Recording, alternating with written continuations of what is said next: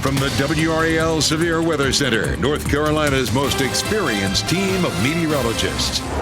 Today's a WRAL Weather Alert Day. In our eastern counties, we have a wind advisory that begins at 10 a.m. and lasts until at least midnight tonight. You see the counties that aren't included in that advisory, and those counties will likely see winds gusting 35 to 40 miles per hour. Here's a look at what you'll see as you're headed out the door. We're seeing gusts around the triangle out of the south at 23, 17 in Roxborough, and steady wind. That is about 10 to 15 miles per hour. We take a look at dual Doppler 5000 radar. A little bit of light patchy rain from Rocky Mount up through Red Oak, from Lewisburg on up toward Roanoke Rapids. We're not likely to see very much rain this morning, but we do have a chance of a cold front that comes through tonight, and that will begin during the evening hours with some heavy rain and windy conditions. I'll walk you through the timeline. A powerful winter storm that brought heavy rain to the West Coast is now dumping heavy snow in the Midwest. Wind and snow prompted blizzard warnings for North Dakota and Minnesota. You can see drivers navigating snow-covered roads near Fargo. The storm is expected to impact the East Coast with widespread rain and some snow. There is some optimism in Congress that a deal to fund the government will be reached before Friday's shutdown deadline. This is a live look at the U.S. Capitol building on the right side of your screen, where congressional leaders are confident after a meeting with President Biden. House and Senate leaders from both parties met with Biden at the White House yesterday. Their meeting was described as intense but productive. It comes as the first wave of government department and agencies will shut down, run out of funding on Friday, partially. That would include the FDA and the Department of Veteran Affairs. The rest would shut down March 8th if no deal is reached. The trial of Rust armorer Hannah Gutierrez-Reed will continue this morning. Yesterday was an emotional day in the courtroom. An FBI firearms expert told jurors a gun would not fire without the trigger being pulled. Attorneys also played body cam video of a detective interviewing Gutierrez-Reed just hours after the deadly shooting of cinematographer Helena Hutchins in October 2021. In the video, she can be heard saying, quote, "I can't believe Alec Baldwin was holding the gun." I can't believe Alec Baldwin was holding the gun. That's so That's Kenny. She told the detective she had only been working on the set of Rust for a month and as an armorer for 9 months. She can also be heard saying her career is over and she's a failure. Gutierrez-Reed is pleading not guilty to involuntary manslaughter and tampering with evidence charges. Her trial is expected to extend into next week. Toyota is recalling over 380,000 of its Tacoma pickups. The automaker says the truck's rear axle bolts can get loose and could potentially cause the axle to detach. This recall is for models made in 2022 and 23. Affected owners will be contacted. Toyota hasn't said if the issue has caused any accidents. Norfolk Southern is facing criticism after reporting its CEO received a massive raise despite last year's train derailment disaster in East Palestine, Ohio. The company reported that CEO Alan Shaw received a total of $13.4 million last year. Last year was his first full year on the job, so part of the increase is due to him working more months. An investment group says Shaw should not have gotten that huge raise. The group is now working to find a new board of directors in hopes of replacing Shaw. According to the most recent estimate, the train derailment cost Norfolk Southern more than $1 billion. Popular Fox program America's Most Wanted led to a major arrest in Fayetteville. Thanks to tips after the January 29th show, the Sacramento Police Department and U.S. Marshal Service were able to track down murder suspect Tajay Michael in Fayetteville. Michael had been wanted since the 2022 murder of a popular football coach in California. It's unclear if he had any connection to Fayetteville. Wake County is asking for your help to make the community better prepared for emergencies. Today, there will be a public meeting for people to give their input on updates to the hazard mitigation plan. The idea is to make the county less vulnerable to natural disasters like hurricanes, thunderstorms, tornadoes, wildfires, and snowstorms. Today's meeting is happening this evening from 5:30 to 7 at the Lions Park Community Center in Raleigh. If you have a legal question, you can get it answered this week for free. 5 on Your Side is partnering with the North Carolina Bar Foundation for Lawyers on Call. Call in Friday, March 1st to talk to a licensed lawyer, absolutely free. This public service is completely anonymous, and it's designed to connect you to free legal information. Starbucks says it will start talks with the Workers United Union to reach labor agreements. It's been more than 2 years since the first Starbucks store voted to unionize. Since then, the company has fought against stores unionizing. The National Labor Relations Board has accused Starbucks of violating labor law. The coffee chain denies that. Both sides hope to be back at the bargaining table in the coming weeks. Carolina Panthers are raising ticket prices this season. It's a fine how do you do coming off the worst record in the league last year. Tickets are going up by more than 4% overall. The lower level seating at Bank of America Stadium will see the most significant impact. Those ticket prices will jump by an average of 7%. The Panthers saw half-empty stadiums near the end of last season. The North Carolina Courage will be sporting new uniforms for the upcoming season. Take a look. These are the brand new kits thanks to a partnership between Nike and the National Women's Soccer League. The primary kits are these diffusing shades of blue and red with an angular pattern. That's a subtle shout out to the triangle. The logo or saying selected by each club represents their communities, and the Courage's is be greater than seem, an ode to the state's official motto, to be rather than to seem. For those looking for gear ahead of the season kickoff, you can get them online. Won't be long before they're headed out to the pitch. Right now, we have to head over to Elizabeth Gardner in the WRAL Severe Weather Center for this weather alert day. Yeah, we have windy conditions in our forecast for later on today. We also have some rain that is in our viewing area right now, but I'm tracking this cold front. Watch what's happening out well to our west. That red shaded area is a tornado watch. We have severe thunderstorm warnings, those little yellow boxes that are popping up along that front, and a good bit of lightning. We're not likely to see any severe storms here. We could see maybe a rumble of thunder when the front comes through, but out ahead of it, we have some scattered showers that we're watching this morning. We'll go ahead and zoom in and take a look at dual Doppler 5000 radar.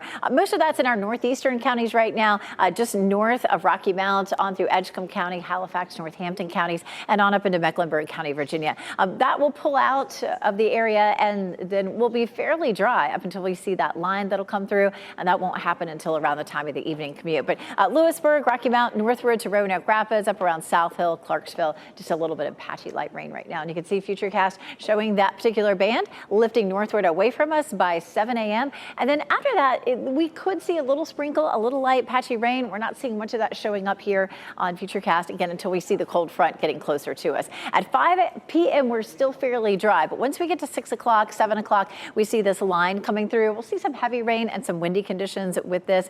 By 7:30, it's in our eastern counties, and by 8 or 9, that main line is out of here, but we may be dealing with a few isolated showers behind that.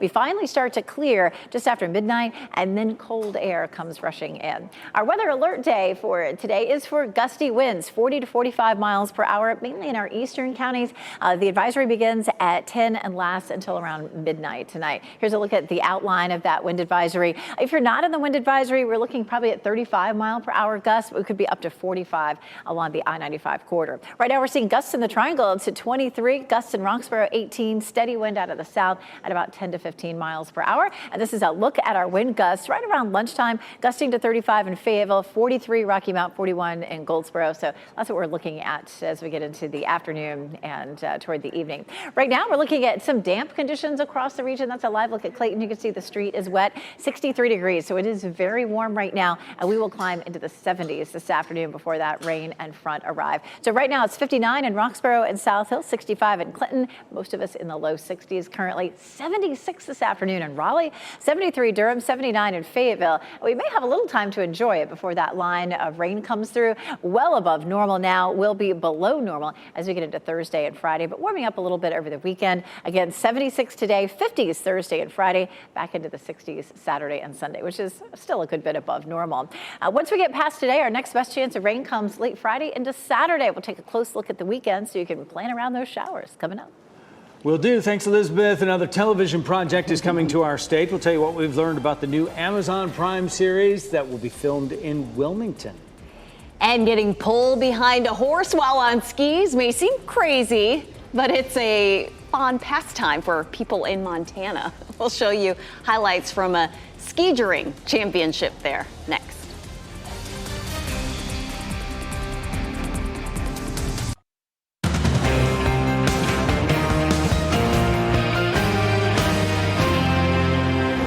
Today's a WRAL weather alert day. It is going to be a windy day as a cold front approaches us. I'll show you when you'll see the rain and how strong the winds will be.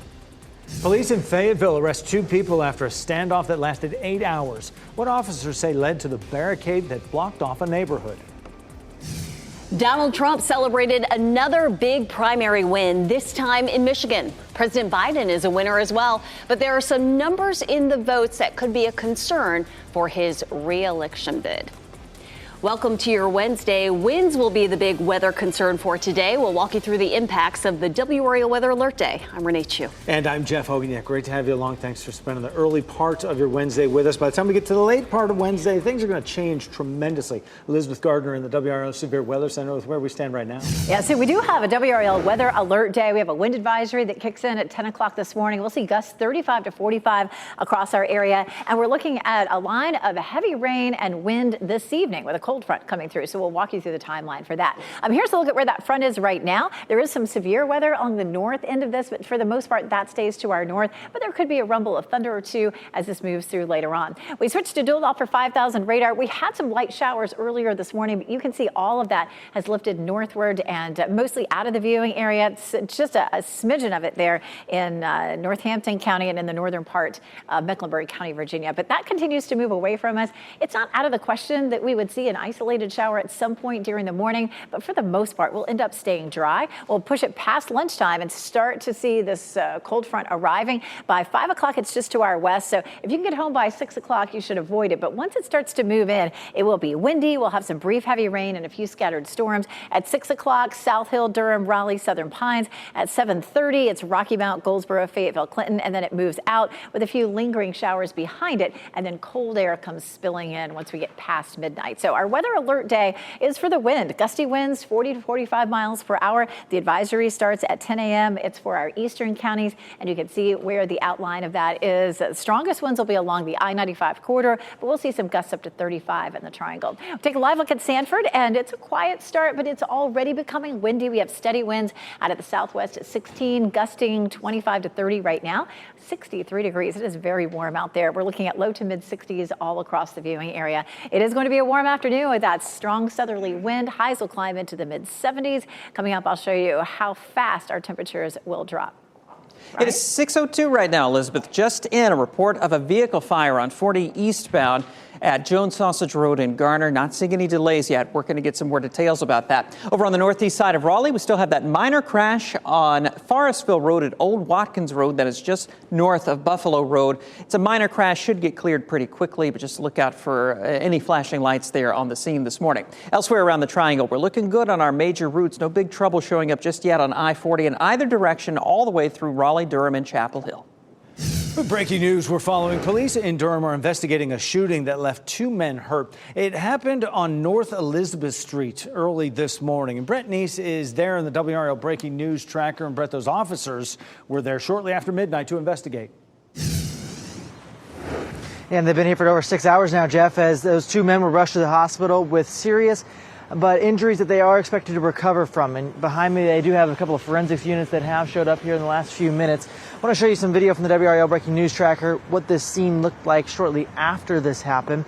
Police say they got that call around midnight, just after midnight. Once they got here, they found those 2 men that had been shot. They were taken to the hospital. They're expected to be okay. And ever since then, they've really had a pretty active investigation, collecting evidence, trying to piece all of this together, crime scene tape surrounding this home. They even have, if we come back out here live, they even have a crime scene tape. They actually just took it down along this sidewalk here that is right at Gilbert Street. They had a couple of evidence markers there that they just picked up in the last few minutes. So we're working to piece all of that together, also asking whether or not they have any suspects at this point. As soon as I have those answers, I'll pass them along. Live in Durham, Brett Neese, WRAL News.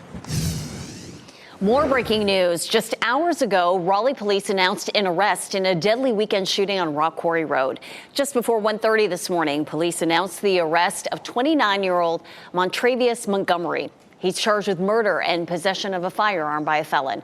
Police say the victim, 28-year-old Stephen Jones, walked into the Dollar General on Rock Quarry Road just after 1 Saturday afternoon with a gunshot wound. He was taken to a hospital with serious injuries and later died.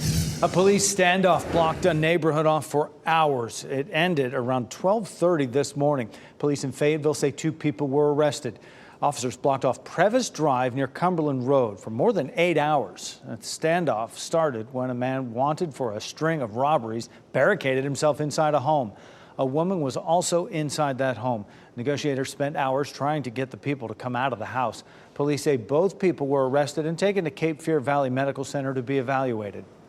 Students and staff at St. Augustine's University in Raleigh are wondering what's next now that the school has lost its accreditation. The school learned yesterday that its appeal of the decision to strip its accreditation has been denied. This means the university stands to lose federal funding, and 84% of students will lose their federal financial aid. The Southern Association of Colleges and Schools cited issues with the school's governing board and finances. The university plans to appeal to a higher authority.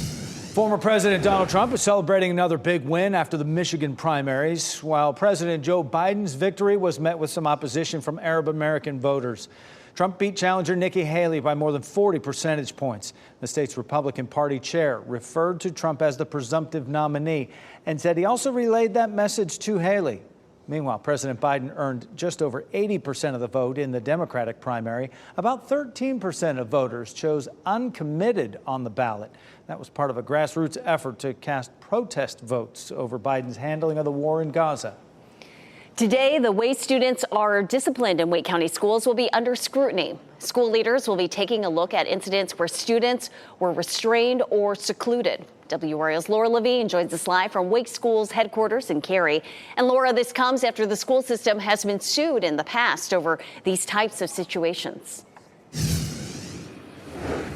Renee, the Wake County Public Schools Student Achievement Committee will be hearing a presentation today on those incidents of seclusions and restraints within the district. I can tell you, I checked that presentation this morning, and there was about, so far between July through December, 846 incidents involving 240 students that have been restrained or secluded. Wake has been sued over how it secludes students in the past and has been ordered to report those incidents accurately. In August, the school district was ordered to pay $450,000 and to make some changes after a disabled child was placed in a closet more than 20 times. This is the first time since that lawsuit that the board will be discussing this in an open session.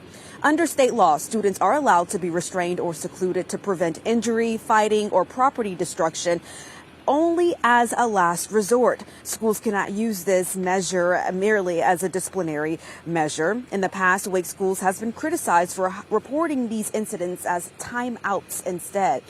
And within that presentation that I checked this morning, they had the data breaking down from issues with students with IEPs, EPs, students with disabilities, and different demographics. They will meet today at 3 o'clock this afternoon. Laura Levine, WRAL News. We're live in Cary.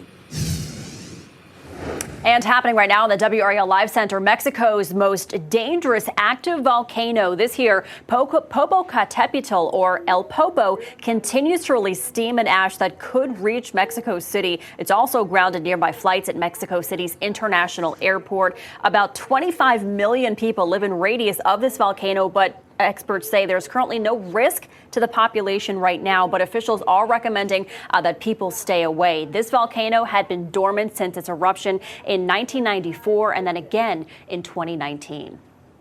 This morning, police are still looking for this couple. They are accused of abducting their newborn baby, leading to a statewide Amber Alert. 911 calls show Destiny Cothran and Justin Brown took off with their son Jackson after the Department of Social Services threatened to take the child. The baby was handed over to authorities right near a Big Lots store in Durham Monday night. That's near the area where the couple's car was found.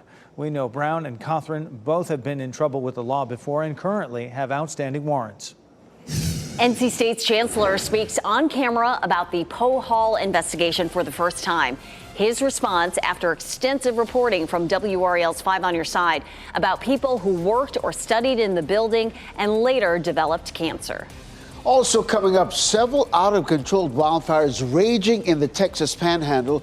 We'll tell you what firefighters are up against this morning in their effort to contain these fast-moving flames. And Elizabeth, we're tracking some windy conditions around here. We are. We're going to see gusts up to 45 miles per hour this afternoon. That's why we have a WRAL weather alert day. We'll also see a line of storms that comes through this evening. I'll walk you through the timeline coming up. Stay safe with the latest WRAL Weather Alert Day info. Get up to the minute weather and traffic conditions when you get in your car. In Raleigh on 99.3 FM, in Durham 96.5 FM, and everywhere on 101.5 HD3.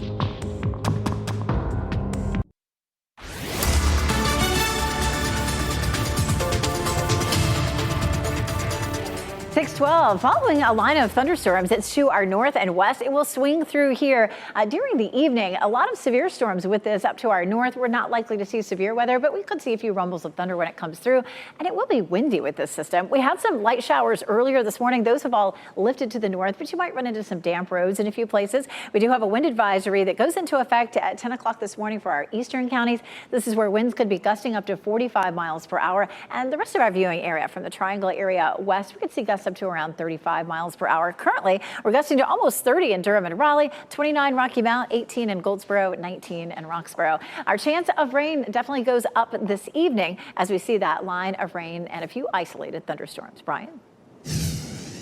Breaking news here at 6:13. We're getting our first look at that vehicle fire in Garner at 40 at Jones Sausage Road. This is on the ramp from 40 eastbound up to Jones Sausage Road. They just put out the fire, and you can see where they are looking at the scene there. It looks like traffic is getting by in the left lane there and on that left shoulder. We're going to get some more details about what's going on out there. At the moment, at least, we're not seeing any big delays. Elsewhere around the Triangle, our major routes are still looking just fine. No trouble reported on 885 in Durham. Jeff? Thanks, Brian. This morning, following extensive reporting from 5 on your side, NC State Chancellor Randy Woodson is now speaking on camera about Poe Hall for the first time. Important work continues. Understanding the environment in the building is an essential component to the work. The statement comes just days after the latest 5 on your side report, and Keely Arthur interviewed 8 women who worked or studied in Poe Hall and later developed cancer. The university closed Poe Hall in November following reports of cancer concerns about the building's air quality. Testing around that time revealed the former Education and Psychology Hall had high levels of PCBs inside cancer-causing chemicals. Now, the university hired a consulting firm to test the building, but on several occasions failed to respond directly to questions from people who were once inside that building. New this morning, the rapidly growing Smokehouse Creek wildfire in Texas. More than 300,000 acres of land in the Texas Panhandle so far scorched by that massive fire. WRAL's Ken Smith is here now with a look at that fast-moving fire. Ken. Yeah, firefighters have not been able to contain this wildfire right now that's burning through the Texas Panhandle, threatening towns and, of course, forcing widespread evacuations. This includes a facility that handles nuclear weapons. That company reporting this morning the weapons are safe and secure. Also evacuated hospitals, assisted living centers, and communities like Canadian Texas, Hutchinson County, Gray County. A big concern this morning, Amarillo, Texas, in Potter County. The governor issuing a disaster declaration. Now, the trouble is, it's not just a Smoke Creek fire, but other massive wildfires burning nearby, all fueled by high winds, dry, hot conditions, making it very difficult for firefighters to get the upper hand. Residents reporting homes are burning in every direction. Businesses also being leveled by these wildfires. Now in day 3, the flames jumping across the border into some Oklahoma communities. People are being told to evacuate in those communities as well. No word yet on what ignited these wildfires a couple of days ago. This is, of course, a developing story. We'll keep monitoring it for any new information and keep you updated. Renee. Those windy conditions will persist through today. Ken, thank you. EPA Administrator Michael Regan will be in Wilmington today for an announcement about investments in the nation's ports. Governor Roy Cooper will join Regan for the announcement. It's happening at 11 this morning at the Port of Wilmington. This morning on Today, a closer look at a social media money-saving trend called dupes, finding similar products for cheaper prices. We all know prices for everything is going up and up and up. And if they can get a similar product for $10 instead of spending $45, they're going to be very happy to get that $10 product. Yeah, so how it works as the desire to get the latest name brand item is being replaced with the thrill of finding the best deal. Today airs at 7 right here on WRAL. A powerful winter storm that brought heavy rain to the West Coast is now dumping heavy snow in the Midwest. Gusty winds and snow prompted blizzard warnings for North Dakota and Minnesota. You can see drivers navigate snow-covered roads near Fargo. The storm is expected to impact the East Coast with widespread rain and some snow.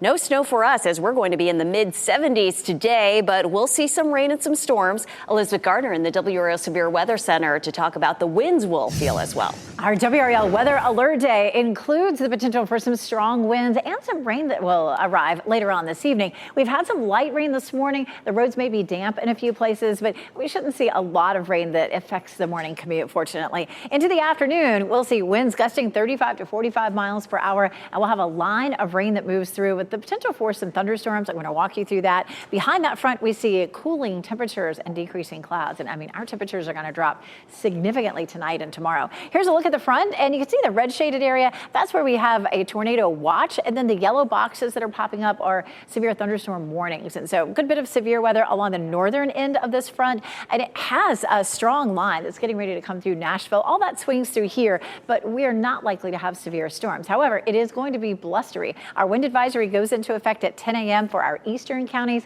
45 mile per hour gusts here from the Triangle area westward, looking at 30 to 35 mile per hour gusts. It could look something like this at around 1 o'clock. 43 Rocky Mount, 37 in Goldsboro in terms of miles per hour for our winds, 36 miles per hour in Southern Pines. So those would be what our gusts could be right around lunchtime. We take a look at our potential for power outages. It would just be isolated across our area. We're not looking at widespread power outages out of this particular situation. We had some showers earlier that have all moved up to the north. You can see where those are on Futurecast, continuing to mainly stay north of us, but there could be an isolated shower between now and say 10 a.m., especially up near the Virginia line. We take a look at our cold front starting to push in around 6 o'clock from South Hill to Durham down towards Southern Pines. By 7 o'clock, it's Rocky Mount to Raleigh to Fayetteville. And then by 9 o'clock, it's mostly out, but there may be a few stray showers behind it. And then the back edge of the clouds moves out after midnight, and that's when the temperatures will really drop. You can see the flags flying here on Fayetteville Street as we look down toward Memorial Auditorium. So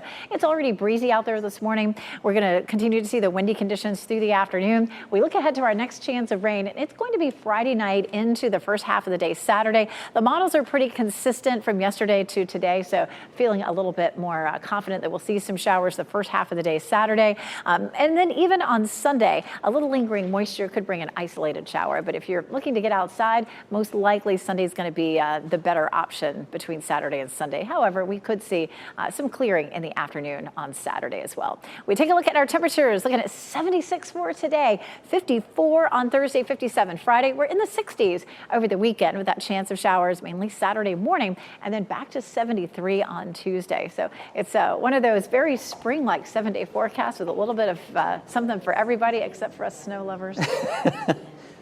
Another winter. Oh, well. It is 6:20 right now. Let's take a look at this live camera in Garner with this vehicle fire on the ramp from 40 eastbound up to Jones Sausage Road. You can see where that car is badly damaged there. Fire crews still working the scene. No indications that there are any injuries with this. Traffic is able to get around this scene on that ramp from 40 eastbound to Jones Sausage Road. Just look out for that activity there. There may be a point where they briefly have to close it to clear all of that. We'll let you know how that's developing. Of course, you can listen to us live on the radio in Wake County at 99.3 FM as you head out this morning. We'll keep you up to date with those traffic alerts. Taking a look around the rest of the Triangle right now, we're in good shape on all of our major routes in Wake County and in Durham. No trouble on I-85. Thanks, Brian. New testimony in a hearing that could affect the cases of more than 100 people on North Carolina's death row. Why an expert says race is definitely a factor in cases tried by a particular prosecutor. And a 3-year-old drummer steals the spotlight from his famous parents on stage. His talent getting a lot of attention online. We'll show you in What's Trending. Here you're winning NC Education lottery numbers on your screen right now.